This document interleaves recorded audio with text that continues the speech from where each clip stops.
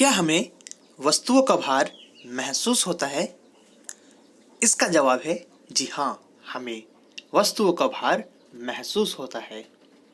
अगर मैं आपसे दो बात कहूँ, पहली बात ये कि अगर आप एक फुटबॉल को अपने हाथों से उठाते हैं, और दूसरी बात ये कि आप अगर एक फुटबॉल प्लेयर को अपने हाथों से उठाते हैं, तो दोनों बातों में आपको क्या अनुभव होगा? दोनों बातों में अनुभव आपको होगा भार का। आपको फुटबॉल प्लेयर ज़्यादा भार का लगेगा एक फुटबॉल की तुलना में। मतलब कि आपको हल्की वस्तु और भारी वस्तु का बोध हो जाता है, आप महसूस कर पाते हो। इसका मतलब यह हुआ कि हम सभी भार को महसूस कर सकते हैं। और एक बात, मान लीजिए आप अगर कभी नाव पर ट्रैवल किए होंगे, तो नाव से किनारे की ओर कूदने पर नाव जल में पीछे की ओर खिसक जाता है। या फिर आपने कभी नाव चालक को नाव चलाते हुए देखा होगा, तो नाव चालक करता क्या है, वो अपने पतवार से पानी को पीछे की ओर ढकेलता है और नाव को आगे की ओर बढ़ाता है। या फिर आपने कभी स्विमिंग किया हो, तो स्विमिंग में आप करते क्या हैं, आप करते हैं पानी को पीछे हटाने का काम, तभी आप आगे की ओर तैरते रहते हैं, स्विम करते रहते हैं। तो आज हम इन्हीं सभी घटनाओं का कारण क्या है, ये जानने का कोशिश करेंगे न्यूटन्स लॉस ऑफ मोशन के थर्ड लॉ ऑफ मोशन से। तो आइए स्टार्ट करते हैं वीडियो। आज के वीडियो में मैं अमर कुमार आप सभी का हमारा यूट्यूब चैनल एडु ज्ञान में स्वागत करते हैं। न्यूटन के गति के तृतीय नियम में। न्यूटन के गति के तृतीय नियम क्या कहता है? प्रत्येक क्रिया के बराबर और विपरीत प्रतिक्रिया होती है। मतलब कि प्रत्येक क्रिया, आप कोई भी क्रिया कर लें, उसका हमें एक प्रतिक्रिया मिलेगा, और यह क्रिया और प्रतिक्रिया बराबर होंगे और एक दूसरे के विपरीत डायरेक्शन में। अगर क्रिया इस डायरेक्शन में होगा तो प्रतिक्रिया इस डायरेक्शन में होगा। मतलब प्रत्येक क्रिया के बराबर और विपरीत प्रतिक्रिया होगा। इसका लिए हम एक जगह मान लीजिए कंसीडर कर लेते हैं, और इस जगह में एक बॉक्स है। मान लीजिए इस बॉक्स को कोई एक व्यक्ति ढकेलने की चेष्टा कर रहा है, मान लीजिए। तो यह व्यक्ति इस बॉक्स को इस दिशा में ढकेलने का चेष्टा कर रहा है। तो यह बॉक्स में बल लग रहा है इस व्यक्ति के द्वारा। तो न्यूटन का गति का तृतीय नियम कहता है कि यह क्रिया बल के कारण एक रिएक्शन फोर्स, एक प्रतिक्रिया बल इसे मिलेगा। मतलब कि यह व्यक्ति जो बल का प्रयोग इस पर कर रहा है, यह वस्तु भी उतना ही बल का प्रयोग उसी डायरेक्शन के विपरीत करेगा और इक्वल परिमाण में करेगा। तो यहाँ पर जो व्यक्ति फोर्स लगा रहा है, तो व्यक्ति द्वारा लगाया बल को हम क्रिया बल कहेंगे, और जो बॉक्स यहाँ पर जो बल लगा रहा है, वह बल हम प्रतिक्रिया बल कहेंगे। और न्यूटन के गति के अकॉर्डिंग, उसके अनुसार क्रिया बल और प्रतिक्रिया बल बराबर होंगे और विपरीत दिशा में होंगे। तो आइए एक और टॉपिक को अंडरस्टैंड करने के लिए एक प्रश्न को मैं कंसिडर करना चाहूंगा। यहाँ पर मान लीजिए यह मेरा एक मार्कर है, और इसे हम क्या करना चाहते हैं, इसे हम मान लीजिए इसके दो एंड है। तो मान लीजिए इस एंड पर आप इस साइड से खींचना चाहते हैं बल लगाकर, और इस साइड से मैं मान लो खींचना चाहूंगा इस साइड में, आपके ठीक विपरीत साइड में मैं भी बल लगाकर ही खींचना चाहूंगा। तो हम लोग दोनों इस पर क्या करेंगे, बल लगा रहे हैं। आप इस साइड में बल लगाएंगे और मैं इस साइड में बल लगाऊंगा। हम दोनों ही अपोजिट डायरेक्शन में, विपरीत दिशा में बल लगाएंगे इस मार्कर पर। अगर मान लीजिए आप बल लगाते हैं 5 न्यूटन का, और मैं भी इस दिशा में उतना ही बल 5 न्यूटन का लगा दूं, तो प्रश्न बताइए, प्रश्न में आपको बताता हूं एक्चुअली में कि यह मार्कर किसके पास जाएगा, किसके पास जाएगा यह मार्कर। आप भी इधर से खींच रहे हैं 5 न्यूटन का बल लगाकर, मैं भी इधर से खींच रहा हूं 5 ही न्यूटन का बल लगाकर। हम दोनों बराबर पर विपरीत दिशा में सेम बल लगाकर इस मार्कर को खींचने की कोशिश कर रहे हैं। तो किसके पास जाएगा मार्कर, आपके पास या मेरे पास? तो इसका जवाब है किसी के पास भी नहीं। यह मार्कर किसी के भी पास नहीं जाएगा। तो मान लीजिए अगर हम कहते हैं कि चलो भाई ये बात तो हमें समझ में आ गया, अगर हम इस मार्कर पर हम क्या कर रहे हैं, इस पर बल लगा रहे हैं, तो इस पर बल लगा रहे तो इसमें गति आ रही है, ये ठेला रहा है, ठीक है भाई ठेला रहा है, हमको समझ में आया। अब न्यूटन कहता है कि आप जितना बल लगा के इस मार्कर को ठेलोगे, मार्कर भी बदले में उतना ही बल लगाएगा। तो मेरा बल जितना लग रहा है इस पर, यह भी तो उतना ही बल डेवलप करेगा मेरे ऊपर। हम दोनों ही सेम बल लगाएंगे, यानी तो हम दोनों बल सेम लगाएंगे तो भी ये मार्कर आगे की ओर मूव कर रहा है, यह मार्कर रुका हुआ नहीं है। अगर इस पर क्रिया बल और प्रतिक्रिया बल कार्य कर रहे हैं तो भी यह मार्कर रुका हुआ नहीं है। तो इसका कारण क्या है? क्या यह न्यूटन के गति के तृतीय नियम का वायलेशन करता है? नहीं मानता है ये मार्कर? तो ऐसा बिल्कुल भी नहीं है। न्यूटन का गति का तृतीय का नियम का पालन यहाँ भी होता है।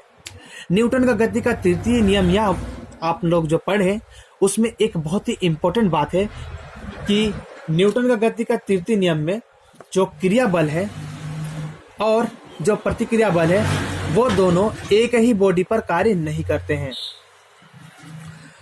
क्रिया बल और प्रतिक्रिया बल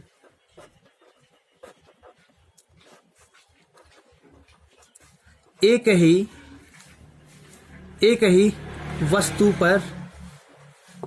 ही वस्तु पर कार्य नहीं करते हैं। इस लाइन का मतलब क्या हुआ? इस लाइन का मतलब हुआ आप इस मार्कर को इस दिशा में ढकेल रहे हैं तो आप जो बल लगा रहे हैं वह बल क्रिया बल हुआ, और वह क्रिया बल किस पर कार्य किया? इस मार्कर पर कार्य किया। पर मार्कर जब बल लगाएगा आपके बल के बराबर, वह बल होगा प्रतिक्रिया बल, और वह प्रतिक्रिया बल हमारे हाथ पर कार्य करेगा। यानी कि यह मार्कर जो बल लगा रहा है वो हमारे हाथों पर लग रहा है, और हम जो बल लगा रहे हैं वो इस मार्कर पर लग रहा है। इस मार्कर का कैपेसिटी नहीं है उतना बल को झेलने का, तो ये मोशन कर रहा है, ये अपने घर्षण बल को विरुद्ध मोशन कर रहा है।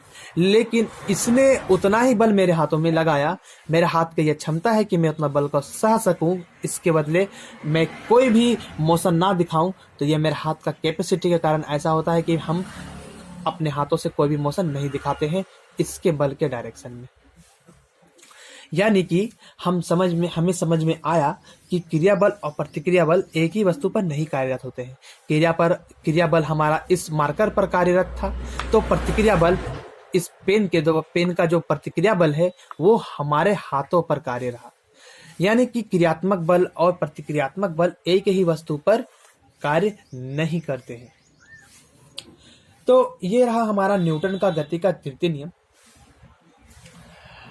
अब देखिए हमारा जो प्रश्न था कि हमें भार क्यों महसूस होता है, क्यों नाव से हम किनारे की ओर कूदते हैं तो नाव पीछे की ओर घिस जाता है, पीछे की ओर ढकेला जाता है, पीछे की ओर ढकला जाता है, या फिर कोई स्विमर स्विम करता है तो पानी पीछे की ओर हटाता है, या कोई नाव पतवार की सहायता से नाव चलाता है तो पतवार से वो पानी को पीछे की ओर ढकेलता है और खुद आगे की ओर बढ़ता है। ऐसा क्यों करता है? ऐसा करने का कारण है उसे एक प्रतिक्रियात्मक बल का पाना। मान लीजिए आप यहां पर खड़े हैं और आपका सर पर कोई एक बोझ है, यह बोझ का भार आपको अनुभव होगा। क्यों होता है ऐसा? तो यह वस्तु आपको पृथ्वी के गुरुत्वाकर्षण बल के कारण कुछ बल से यानी कुछ भार से आपको दबाएगा।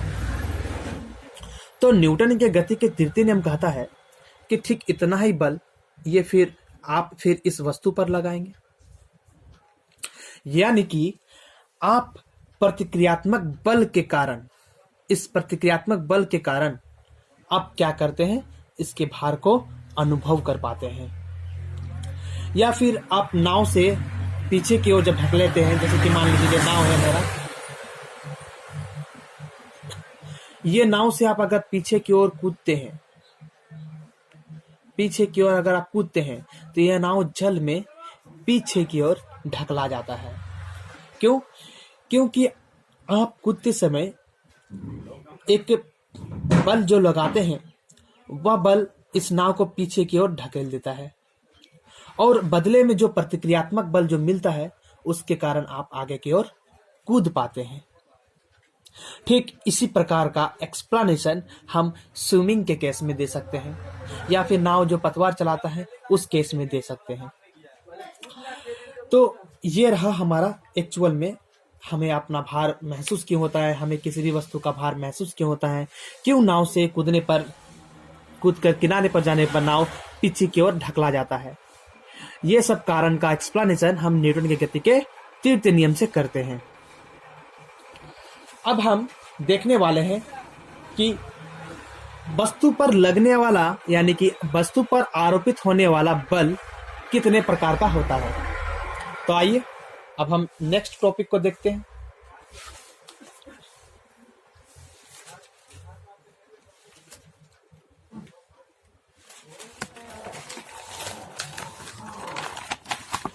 तो देखिए,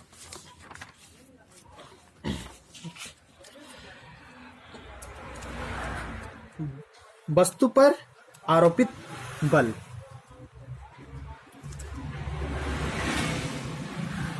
वस्तु पर आरोपित बल मुख्यतः दो प्रकार का होता है।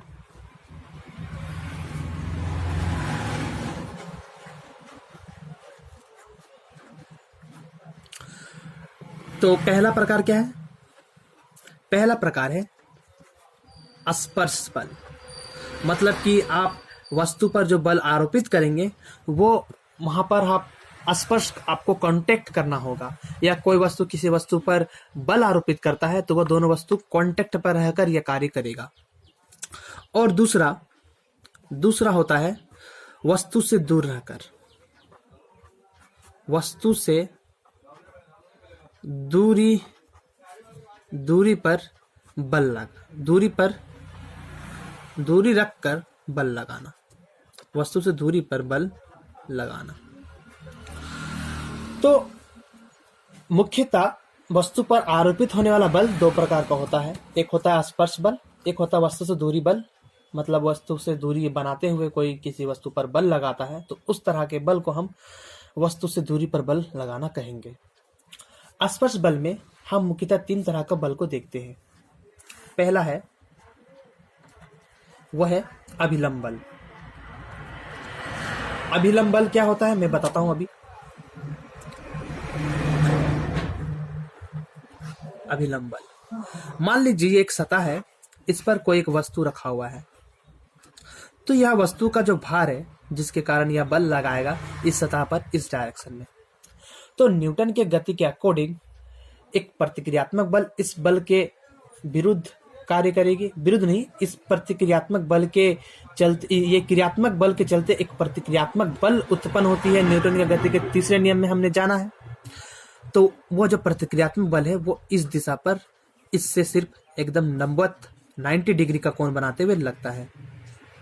कोई भी सतह हो उस सतह से वो लंब बनाते हुए 90 डिग्री का कोण बनाते हुए वो बल प्रतिक्रियात्मक बल लगता है।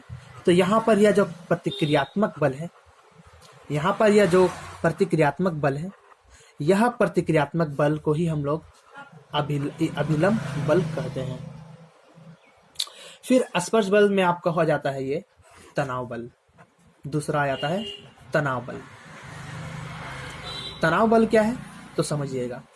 मान लीजिए ये एक रिजिड सतह है, बहुत ही स्ट्रॉन्ग सतह है। इससे हम एक धागा लटकाते हैं और उस धागा पर हम एक वस्तु लटकाते हैं जिसका भार है कुछ, मान लीजिए 5 kg है। 5 kg का ये भार रखा है। तो इस धागे पर तनाव उत्पन्न होगा। पहला तनाव इस भार के कारण उत्पन्न होगा। इस भार के कारण यहाँ रिजिड सतह पर एक तनाव उत्पन्न होगा नीचे की ओर। इसे हम T से रिप्रेजेंट कर सकते हैं। और इस भार के कारण एक प्रतिक्रियात्मक भार भी उत्पन्न होगा इस धागा पर, इस डायरेक्शन में, और ठीक उतना ही परिमाण में। यानी यहां पर जो धागा में जो प्रतिक्रियात्मक बल कार्य कर रहा है उसको ही हम लोग तनाव बल कहते हैं। और यहां पर अगर हम तीसरा बल का चर्चा करें तो तीसरा स्पर्श बल है हमारा घर्षण। मान लीजिए घर्षण बल क्या है तो कोई भी वस्तु, अगर मान लीजिए जैसे कि ये एक सतह है, इस सतह पर मैंने एक बॉक्स ही रखा है, मान लीजिए इस बॉक्स को ही रखा है। तो इस सतह पर रखे बॉक्स में अगर हम इस दिशा में बल का प्रयोग करते हैं, बल का प्रयोग इसलिए करते हैं कि यह बॉक्स इस दिशा में गतिशील हो जाए, पर देख रहे हैं कि यह बॉक्स गतिशील नहीं हो रहा है। इसका कारण क्या है तो इसका कारण है कि इसका सतह का घर्षण बल। इसका घर्षण बल मेरे बल के ऑपोजिट दिशा में वर्क करने लगता है।